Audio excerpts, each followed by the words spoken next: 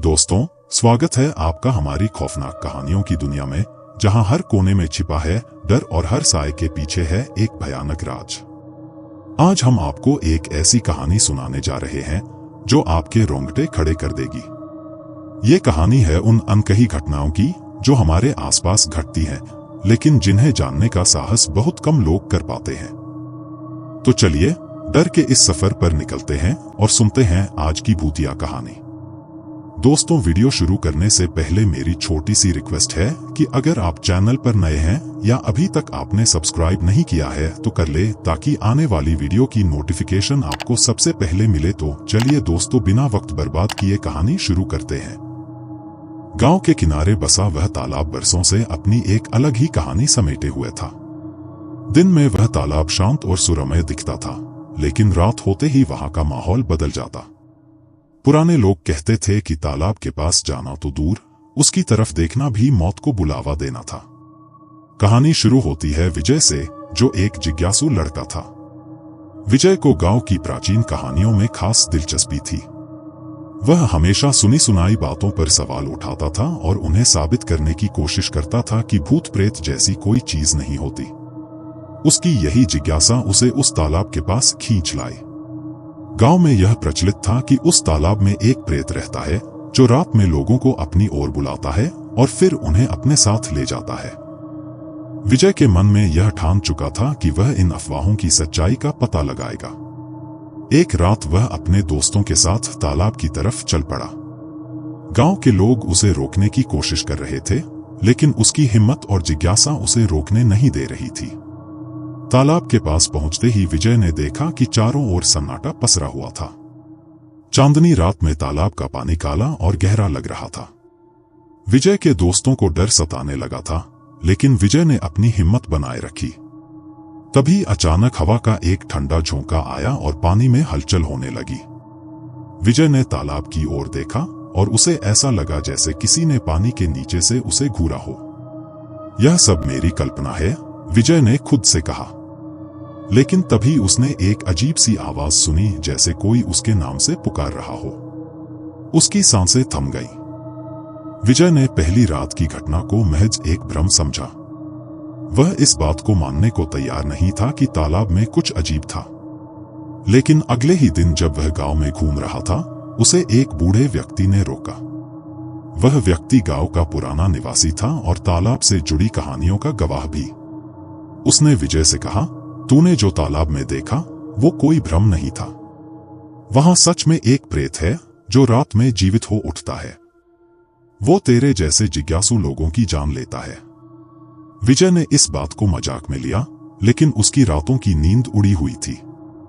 हर बार जब वह सोने की कोशिश करता, उसे तालाब की उस अजीब आवाज की याद आ जाती।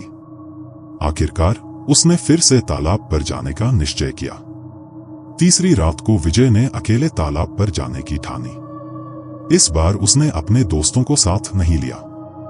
वह खुद ही उस रहस्य का सामना करना चाहता था। जैसे ही वह तालाब के पास पहुंचा, हवा फिर से ठंडी होने लगी। तालाब की ओर देखते ही उसने देखा कि पानी में कुछ हलचल हो रही है। विजय का दिल तेजी से धड़कने लगा। तभी अचानक पानी से एक कंकाल जैसी आकृति बाहर निकली। उसकी आंखों में गहरी लाल चमक थी। विजय पीछे हटने लगा, लेकिन उसकी आंखें उस प्रेत से हट नहीं रही थी। तूने मुझे बुलाया था, अब तू मुझसे नहीं बच सकता, उस प्रेत की आवाज गूंज उठी। विजय के हाथ पैर सुन्न हो गए। वह अपनी जगह से हिल नहीं पा रहा था। प्रेत धीरे धीरे उसकी ओर बढ़ने लगा। विजय ने अपने सारे साहस को जुटाकर पीछे हटने की कोशिश की, लेकिन प्रेत ने उसे जकड़ लिया। विजय की सांसें उखड़ने लगी। उसने महसूस किया कि जैसे कोई उसे पानी में खींच रहा है। नहीं, विजय ने चीखते हुए खुद को छुड़ाने की कोशिश की, लेकिन प्रेत की पकड़ और भी मजबूत हो गई। अगली सुबह विजय की लाश तालाब के किनारे मिली। गांव के लोग सकते में आ गए। तालाब की कहानियों पर अब कोई संदेह नहीं बचा था। लोग कहते थे कि विजय की जिज्ञासा ही उसकी मौत की वजह बनी। अब वह भी तालाब का हिस्सा बन चुका था।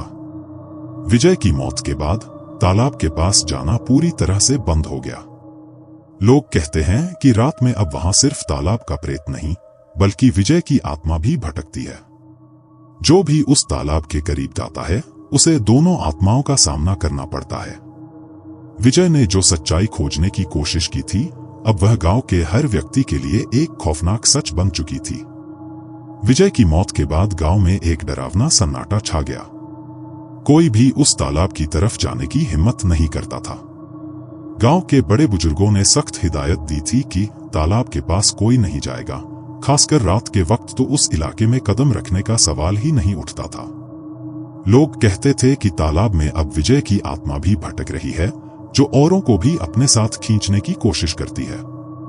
लेकिन हर गांव में कुछ ऐसे लोग होते हैं जो पुरानी कहानियों को महज एक अफवाह समझते हैं। ऐसा ही एक लड़का था करण। करण को इन भूत प्रेत की बातों पर बिल्कुल यकीन नहीं था। वह विजय का दोस्त भी था और उसकी मौत को महज एक दुर्घटना मानता था। एक दिन उसने ठान लिया कि वह उस तालाब के पास जाकर विजय की मौत की सच्चाई जानने की कोशिश करेगा। उसने अपने दोस्तों से इस बारे में बात की, लेकिन वे सब डर के मारे उसका साथ देने से मना कर गए। तू पागल है करण, विजय की मौत यूं ही नहीं हुई थी। हम वहां नहीं जा सकते, उसके एक दोस्त ने चेतावनी दी। लेकिन करण ने ठान लिया था। मैं जानना चाहता हूं कि असल में उस रात क्या हुआ था। विजय कोई कमजोर इंसान नहीं था, उसकी मौत में कुछ रहस्य जरूर है। अगले दिन रात को जब पूरा गांव गहरी नींद में था, करण अकेला ही तालाब की ओर निकल पड़ा। उसके दिल में हल्की घबराहट तो थी, लेकिन उसकी जिज्ञासा और विजय की मौत की सच्चाई जानने की तड़प ज्यादा थी। जैसे ही करण तालाब के पास पहुंचा, उसे वही अजीब सी ठंड महसूस होने लगी जो विजय ने महसूस की थी। तालाब का पानी काले अंधकार में डूबा हुआ था और आसपास का माहौल बेहद डरावना था। हवा भी धीरे धीरे तेज हो रही थी, जैसे कि कोई उसे वहां से जाने के लिए चेतावनी दे रहा हो। करण ने अपने फोन की टॉर्च जलाई और तालाब के किनारे चलने लगा। हर कदम के साथ उसका दिल जोर से धड़कने लगा था। तभी अचानक उसे तालाब के बीच में हलचल दिखाई दी। उसने देखा कि तालाब का पानी अजीब ढंग से हिलने लगा था, जैसे कि कोई अंदर से बाहर निकलने की कोशिश कर रहा हो। करण की सांसें तेज हो गईं। उसे अब विजय की कही बातें याद आने लगीं, लेकिन वह अभी भी खुद को समझा रहा था कि यह सब उसकी कल्पना है। तभी एक जोरदार आवाज आई, जैसे कोई भारी चीज तालाब के अंदर से बाहर निकली हो।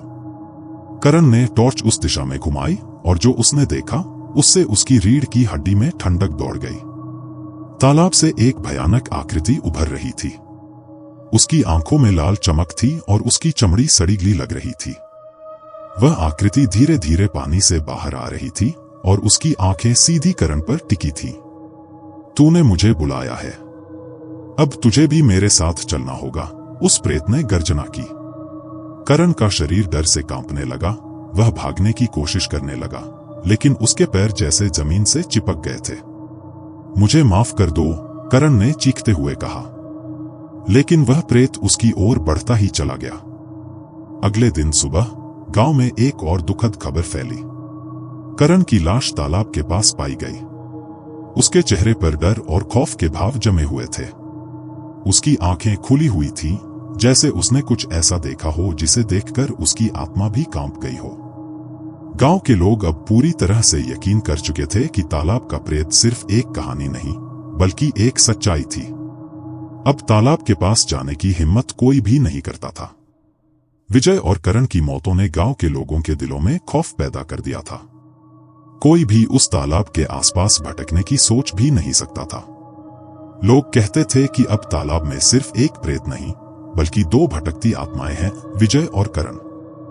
दोनों उन लोगों की तलाश में हैं जो उनकी तरह जिज्ञासु बनकर वहां जाने की हिम्मत करेंगे। तालाब अब एक मौत का कुंड बन चुका था, जहां जाना किसी के लिए भी सुरक्षित नहीं था। और जो भी वहां गया, वह कभी लौटकर वापस नहीं आया। करण की मौत के बाद गांव पर एक भारी सन्नाटा छा गया था। हर किसी के दिल में खौफ और डर ने जगह बना ली थी। गांव के लोग अब उस तालाब के पास फटकने का नाम भी नहीं लेते थे। और क्यों ना हो, 2 मौतें हो चुकी थीं और लोगों के बीच यह डर फैल चुका था कि तालाब में अब 2 प्रेत आत्माएं भटक रही हैं। लेकिन गांव के मुखिया रामलाल जो गांव के सबसे बुजुर्ग और समझदार व्यक्ति थे, इस खौफ को खत्म करने का एक उपाय ढूंढने के लिए दृढ़ निश्चय कर चुके थे। उन्होंने सुना था कि पास के पहाड़ों में एक अघोरी बाबा रहते हैं जो आत्माओं और प्रेतों से छुटकारा दिलाने में माहिर हैं। रामलाल ने गांव के कुछ लोगों को साथ लिया और पहाड़ों की ओर रवाना हो गए ताकि अघोरी बाबा से मदद मांगी जा सके। 3 दिनों के बाद रामलाल और उनके साथी अघोरी बाबा को गांव लेकर आए। बाबा का चेहरा रहस्यमय था और उनकी आंखों में एक अजीब सी चमक थी। उनके शरीर पर राख लगी हुई थी और उन्होंने अपने गले में खोपड़ी की माला पहनी हुई थी। उनके आने के बाद गांव में हल्की सी राहत महसूस हुई, जैसे किसी ने गांव को सुरक्षा का आभास दिला दिया हो। बाबा ने गांव वालों से तालाब की घटना के बारे में विस्तार से पूछा। रामलाल ने उन्हें विजय और करण की मौत के बारे में बताया और तालाब में भटकती आत्माओं के बारे में सुनी सुनाई बातें भी। बाबा ने सुनकर गहरी सांस ली और बोले, यह प्रेत आत्माएं साधारण नहीं है।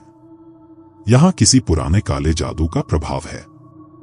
अघोरी बाबा ने गांव के सबसे बुजुर्ग व्यक्ति रामलाल को बुलाया और उनसे तालाब के इतिहास के बारे में पूछताछ की।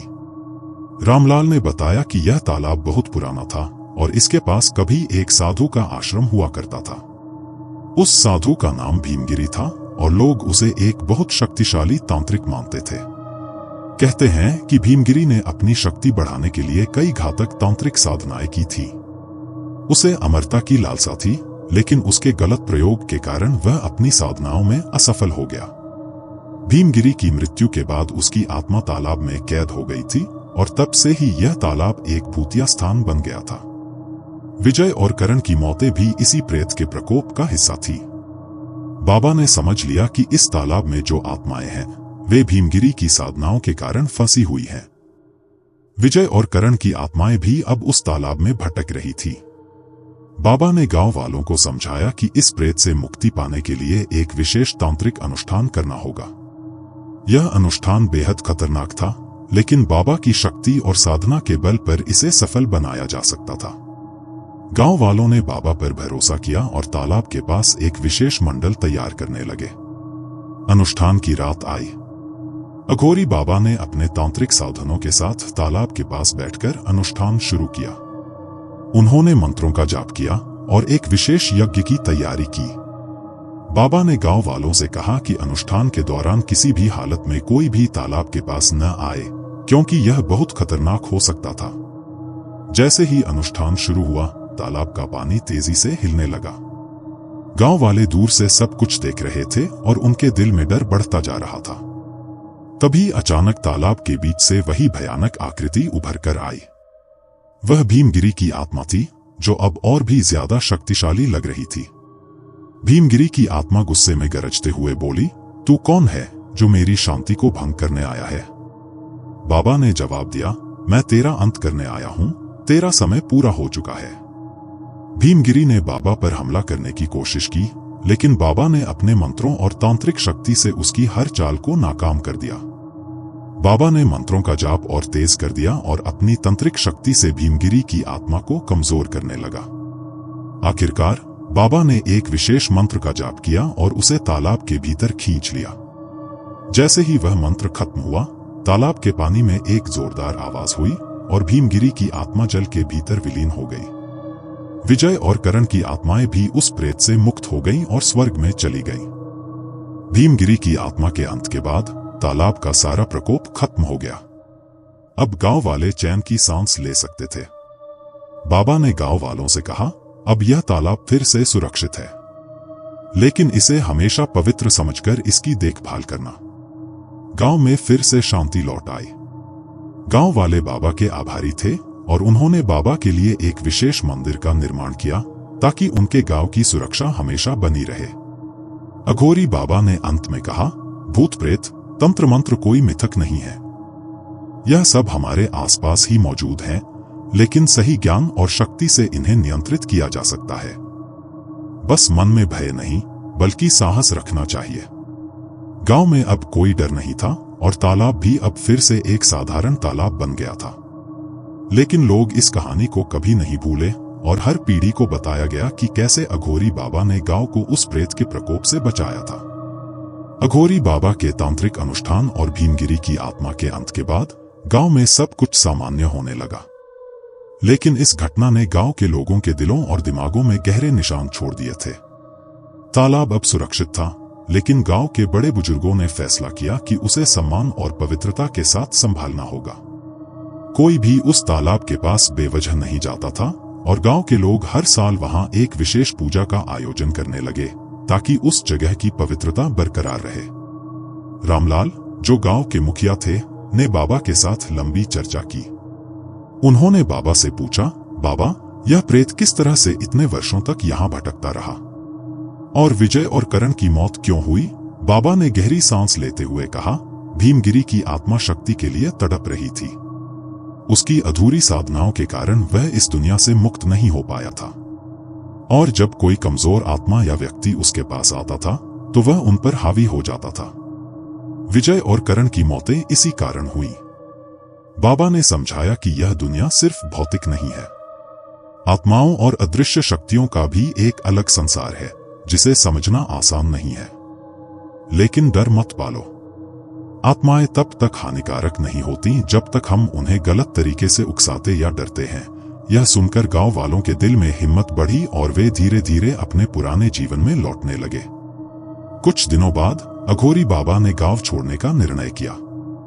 बाबा का काम पूरा हो चुका था। गांव ने उन्हें धन्यवाद किया और बाबा के जाने के बाद गांव वालों ने मिलकर एक मंदिर का निर्माण किया जिसमें बाबा की याद में उनकी तस्वीर रखी गई। अब गांव में एक नई तरह की शांति और भक्ति का माहौल था। लोग मानते थे कि बाबा की शक्ति और आशीर्वाद गांव पर हमेशा बना रहेगा। गांव के बच्चे, जो पहले तालाब के नाम से भी डरते थे, अब वहां खेलने जाने लगे और धीरे धीरे वह तालाब भी फिर से गांव का जीवन बन गया, जहां गांव वाले स्नान करते, पानी भरते और तालाब के पास पूजा पाठ भी करते थे। लेकिन हर बार जब वे उस तालाब के पास जाते थे तो वे बाबा की बताई गई बातें जरूर याद करते, डर से नहीं, श्रद्धा से जीना। गांव में सब कुछ शांत हो गया था, लेकिन इस पूरी घटना ने लोगों के मन में एक गहरा सबक छोड़ दिया था।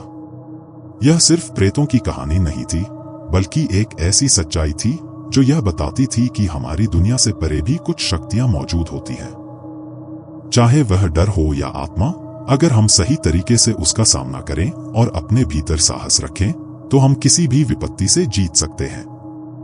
गांव के लोगों ने बाबा की विदाई के बाद हर साल उस दिन को एक त्योहार के रूप में मनाने का फैसला किया, जब बाबा ने उन्हें भीमगिरी के प्रेत से मुक्ति दिलाई थी। इस त्योहार का नाम उन्होंने मुक्ति दिवस रखा और इस दिन सभी गांव वाले तालाब के पास जाकर पूजा करते, बाबा के मंदिर में दीप जलाते और एक दूसरे के साथ अपने अनुभव साझा करते। वक्त बीतता गया, लेकिन तालाब और बाबा की कहानी गांव में एक सदियों पुरानी धरोहर के रूप में जिंदा रही।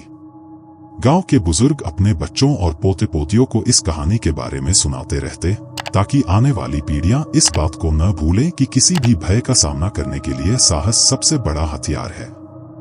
और इस तरह तालाब का प्रेत की यह कहानी गांव की लोक कथा बन गई, जिसे हर कोई दिल से सुनता और सुनाता।